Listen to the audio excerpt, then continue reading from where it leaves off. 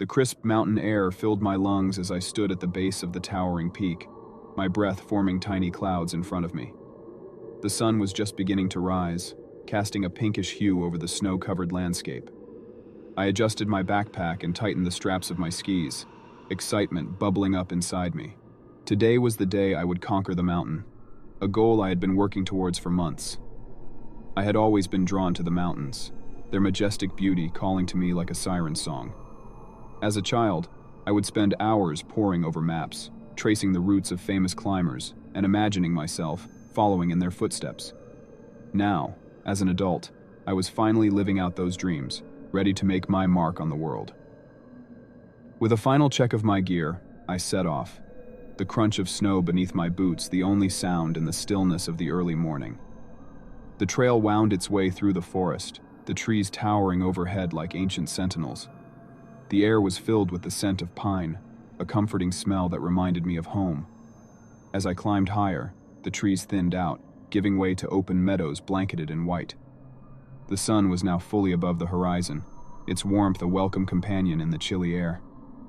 I paused to take in the view, the beauty of the mountains stretching out before me in all directions. But my reverie was soon interrupted by a sound, a low rumbling that seemed to come from deep within the mountain itself. I frowned, my heart skipping a beat. Avalanche. Without another thought, I turned and ran, the sound of snow cascading down the mountainside growing louder with each passing second. I threw myself behind a large boulder, just as the wall of snow thundered past, the force of it knocking me off my feet. I huddled against the rock, praying that it would hold as the avalanche raged around me. And then, as suddenly as it had begun, it was over. I cautiously peeked out from behind the boulder, the landscape transformed by the raw power of nature. Shaken but unharmed, I picked myself up and continued on my journey. The trail grew steeper, the snow deeper, but still I pressed on, driven by a determination I did not know I possessed. Finally, after what seemed like an eternity, I reached the ridgeline and stood on the peak. The world spread out before me in all its frozen glory, but my triumph was short-lived. As I took in the view, a sense of unease crept over me. Something was wrong, terribly wrong. The wind whispered through the trees, carrying with it a sense of malevolence. And then I saw it, a figure standing at the edge of the clearing, watching me with eyes that glittered in the fading light. I froze, my heart pounding in my chest. Who was this stranger, and what did they want with me? I tried to call out, but my voice was lost in the howling wind. The figure began to move towards me, gliding effortlessly over the snow, their movements smooth and unhurried.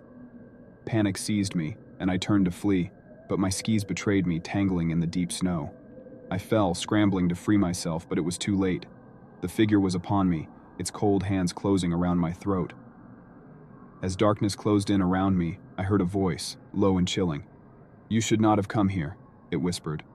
And then everything went black. When I awoke, I was lying in the snow, the sun shining brightly overhead. For a moment, I thought it had all been a dream. But then I saw the tracks leading away from the clearing, and I knew the truth. I had been marked by the mountain, chosen as its sacrifice.